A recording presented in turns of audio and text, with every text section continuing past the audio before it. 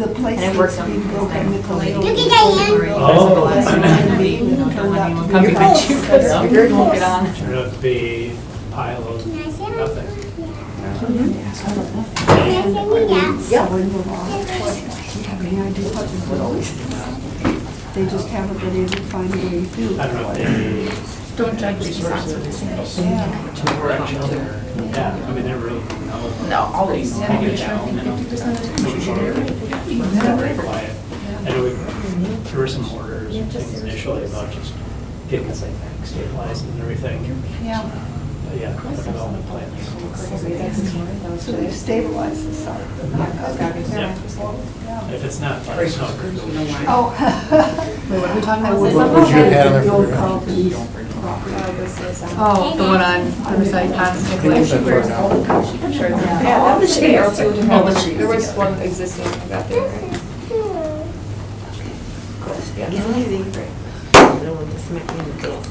Good afternoon. Welcome to the July 8th meeting of the Green Bay Plan Commission. First item on the agenda is roll call. Tim Gilbert, Chair, is present. Sydney Bremer. Present. Alder Veronica Corpus Dax. Present. Commissioner Lisa Hanson. Present. Commissioner Jake Miller. Present. Commissioner Randy Petrowski. Present. And Commissioner Jerry Wisbicki is absent at the moment. Next item, approval of the agenda for the July 8th, 2019 meeting of the Green Bay Plan Commission. Move to approve. Second. We have a motion by Commissioner Bremer, a second by Commissioner Hanson to approve the agenda. All in favor, say aye. Aye. Opposed? The agenda is approved. Next item, approval of the minutes from the June 24th, 2019 special workshop meeting of the Green Bay Plan Commission. Move to approve. Second. We have a motion by Commissioner Hanson, a second by Commissioner Bremer to approve the minutes. All those in favor say aye. Aye. Opposed? Okay, those minutes are approved. Next item, regular business. Item 1. Consideration with possible action on the request to amend a conditional use permit for the emergency shelter use at 411 St. John Street, submitted by Alexia Wood, St. John the Evangelist Homeless Shelter. Thank you, Mr. Chair. I'm going to cut right to the chase here. I think we're kind of familiar with the site at 411 St. John Street. Through the years, they've come through for CUPs and PUDs and CUP amendments, and that's what's before you tonight. They're looking to change 3 conditions of the approval from last year, from 2018. So the existing conditions are on the top here. This is item B. It was approved with the idea that the Catholic Diocese would kind of be the umbrella for this organization. And they're planning to kind of break away from that and create 501c operation. So we're going to replace this condition on top with the one down below here. Again, these are kind of detailed in your agenda as well. The second change was item E, the second condition, which talked about the neighborhood associations. Some of those have been eliminated, Navarino and Aspen, and instead we're just going to focus on the downtown neighborhood association. And the third condition has to do with residents who stay at the shelter. And I think technology is kind of catching up, and there's a system where they can enter that information digitally. So those are the 3 proposed amendments. We haven't received any calls or questions regarding this, and we are supporting the request as proposed. Thank you. Is there any discussion? Oh, a question for the staff. Was there any letter attached? There was no letter in the From the packet that I saw, just a map, and it was Yeah. identified as a There was a letter from. from the applicant that I hopefully would have included, but maybe I did not. I think it did not. The second item as well also has a map that is identified as a letter on our, I think we had some tech issues because Dave just informed me that my attachments didn't go through either. So I'm Ah, thinking there was some okay. problem with the software this time. goody gumdrops. Yes. Alrighty, Thank you. thank you. Is there any further discussion? The chair would like to make a note that Commissioner Wisbicki is not present. Is there anybody in the audience that would like to speak on this matter? I can be available if you have any questions. Does anybody have any questions for Okay, I'll put it up. Do you want me to come up? Just- Motion to open the floor. Second. We have a motion by Commissioner Henson, a second by Commissioner, or the Alderclerk of Tax to suspend the rules. All in favor, say aye. Aye. Opposed? Would you come up to the podium and state your name and address, please, for the record? Alexia Wood. My business address is 411 St. John Street. Alexia, I'm really impressed by the administrative record that you developed, so I'm generally in favor of this. I had only one question, and that was whether or not any of the neighborhood associations that had been previously identified as needing kind of continual connection had any responses to these changes. Right, well, and to speak to the neighborhood association condition, when that was initially created, the Downtown Neighborhood Association was not active, if it even existed. And so we were placed into the, our expectations were that we'd interact with Navarino primarily. We do continue to have an active presence. Actually, Sarah, our case manager, attends those meetings, will continue. We just felt like to truly be a neighbor of our physical property, we are asking ourselves to kind of raise our own expectations for ourselves and now get involved with the Downtown Neighborhood Association since it is active. Certainly not looking to eliminate our response or our involvement with those other ones. We talked in the letter about being available to any neighborhood association that's either seeing homeless individuals, people struggling with poverty, even as far as kind of mental health and AODA is concerned, that we would be available to come and speak with any, but that we would become active with the neighborhood association where we exist. So we haven't received any negative feedback. Excellent. And since the technology got in the way of us seeing your letter, is there anything else in it besides what's in the application itself that you would like to emphasize or mention to us? I'll speak to just the front page very briefly, but just because I know I was before you twice last summer, and so certainly don't want you guys to think you have to see me and interact with me monthly. But the biggest change that brought us here today is our evolving relationship with the Green Bay Catholic Diocese. And so the diocese is in a position of restructuring, and they, as the diocese, had approached us a few years back just saying that they cover 16 counties, and that while they certainly continue to support us, they don't run homeless shelters in all 16 counties, so why have they taken such an active role in ours? And so they had asked us to begin this transition to independence, the self-sustaining governance model. We continue to be closely affiliated in many ways. Bishop has an appointed position on the board that he can continue to appoint a diocesan rep. We continue to lease the space from St. John's Parish. But we really feel it's a benefit to transition to independence because it opens up the doors to additional places of worship beyond just the downtown area, getting involved in what we're about and making this a community effort, an ecumenical effort, and then to people even outside of the faith. And so because of that legal change, we wanted to make sure the language in the conditional use permit really reflected that. So I spoke to that, just kind of the background, and then I just spoke in the letter to the meetings that we had to prepare city officials and leaders for this so that it wasn't a shock to anybody. So we met with former Mayor Schmidt while he was still in office and explained to him the process we were going through and that we'd be seeking this, so it didn't seem like something that came just with that transition in leadership.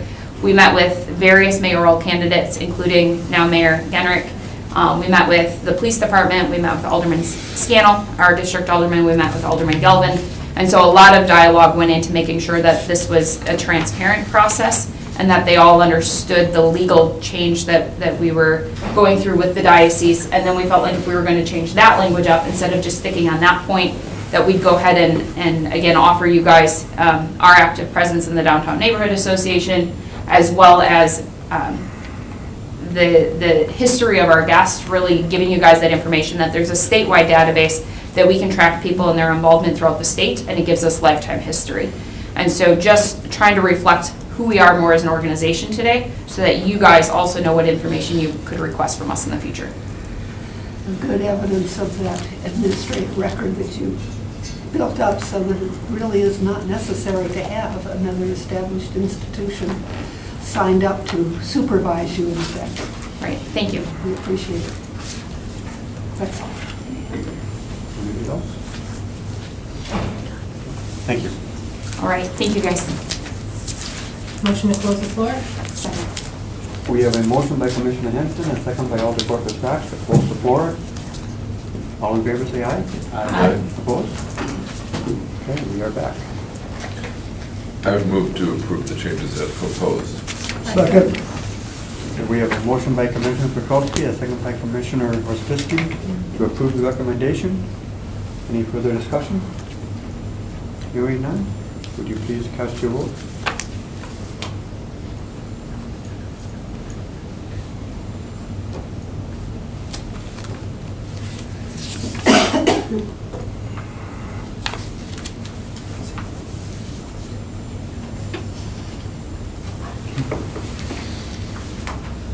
Unanimously approved. Thank you. Thank you. And this will go over for City Council on Next Tuesday, 16th? 16th. Great, thank you all. Next item, item 2. Consideration with possible action on a request to authorize a conditional use permit to allow for a detached garage to exceed both the height and area limitation in Chapter 13-6.5, Green Bay zoning code at 2709 Nicolay Drive, submitted by Michael and Mary Broad, property owners. Hey, Mr. Chair, this is a request for a conditional use permit for a detached garage to exceed its height and area limitations. The property at 2709 Nicolay is highlighted in red right here. Peterson Road, Scottwood, just kind of north of the campus along the bay. Mainly in an area of single-family homes. The comp plan recommends low-density residential for this area, which is not a surprise, and the corresponding low-density residential zoning pretty much all over. This is a kind of a blow-up of the site. This is Nicolay Drive here. There's an existing driveway that actually cuts across the city parkway here, and this is the footprint of the proposed garage, which is set back roughly 55 feet or so from the Nicolay Drive right-of-way. This is an image of the garage, 2 overhead doors. Again, the issue here is the height, which exceeds 16 feet. It's around 18 feet in overall, well, in height, which we measure to the midpoint of the roof line here. Actually, the structure is taller than that to the peak. And the sidewall heights are greater than 10 feet, which they're up around 12 feet or so. And from an area perspective, I think this is around 1,200 square feet, and the maximum is 1,000 in that particular zoning district. We've notified affected property owners. We haven't taken any calls or questions. This property or this structure is set back from the right-of-way. It's not hugely visible to motorists or to the adjoining neighbors. So we're recommending approval of this request, subject to 2 standards included within your agenda tonight. The applicant is also here as well if you have questions. Thank you. Will the structure be in the floodplain? No, it is well outside. I couldn't quite tell from the map here, thank you. Sure. Any further discussion? Are there any questions for the applicant?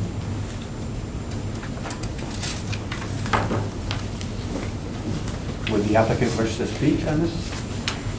Not unless there's any questions. Thank you.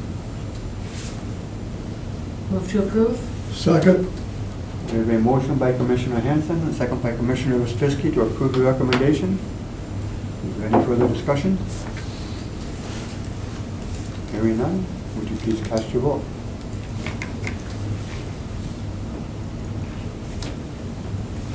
Unanimously approved. Thank you. Again, this will go before City Council next Tuesday. Thank you. Thank you. Next item, item 3. Consideration with possible action on a request for variance from sections 14-724 and 14-727 of the subdivision and platting ordinance to allow for a land division for a flag-shaped lot and a lot without frontage on a public street at 2350 and 2391 East Mason Street, submitted by Aaron Ballas. Thank you. This application came along with the CSM that we are currently under review of. This is for East Town Mall, so if you're unfamiliar, Mason Street is here, and this is the entirety of the East Town Mall property. When this was originally developed, it was developed pretty much as you see it today. So a lot of flag shaping to get people the access out to Mason. So in an ideal world, if we were to redo this again, we would recommend them doing a condo instead, so that way the access isn't necessarily an issue. But we can't force them to do that, so we just kind of live with what's there. So what the CSM that they're proposing would be to break off the Hobby Lobby and the Petco that are on the east side of the development, with the property line running here. So this would create this flag-shaped lot, which is pretty much already in existence, because this is already the existing access, and then this lot would have no frontage to a public roadway. Since these are both existing conditions and the site has functioned very well thus far, I don't see any reason why we wouldn't be able to do the variance aside from needing that easement. So that is already reflected on the CSM, but I would like that again as a condition of this approval, and that also if that CSM does not go through for any reason, that this would be avoided variance. Thank you. Is there any discussion? Is there anybody present that would like to speak on this? If you guys have any questions, I'll be happy to answer. Are there any questions for the applicant? I can make one comment. There Would is, you come up to the podium, please? State your name and address for the record. Motion on the floor. Second. We have a motion by Commissioner Hanson, a second by Alder Purpose Tax to suspend the rules. All in favor? Aye. Opposed? on sheet 2 of the CSM, that would, I imagine it's the next item on the agenda. We did create a 36-foot ingress egress easement, which is a continuation of one that already exists here on the property.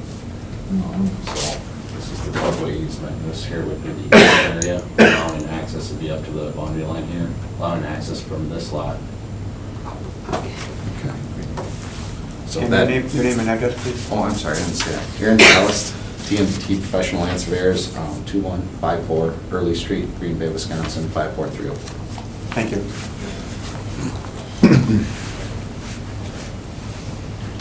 Motion to close the floor? Second? We have a motion by Commissioner Hanson, a second by Commissioner Bremer to close the floor. All in favor, say aye. Aye. Opposed? We are back. Move to approve. Second. Who made the motion?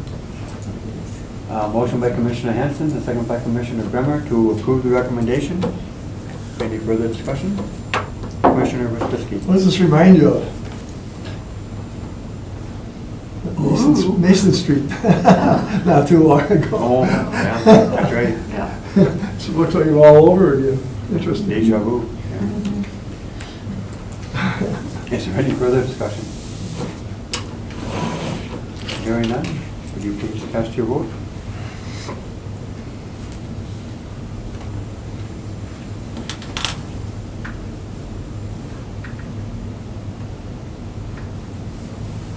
Unanimously approved. Thank you. Okay. Next on the agenda, informational director's report. All right. I don't have much to report because I gave a report at the last meeting. We haven't had a council meeting since, so I have no report. Gee whiz. I'd like to report. There's no Just report. like I like them, short and sweet. No need to extend the time if we don't need to.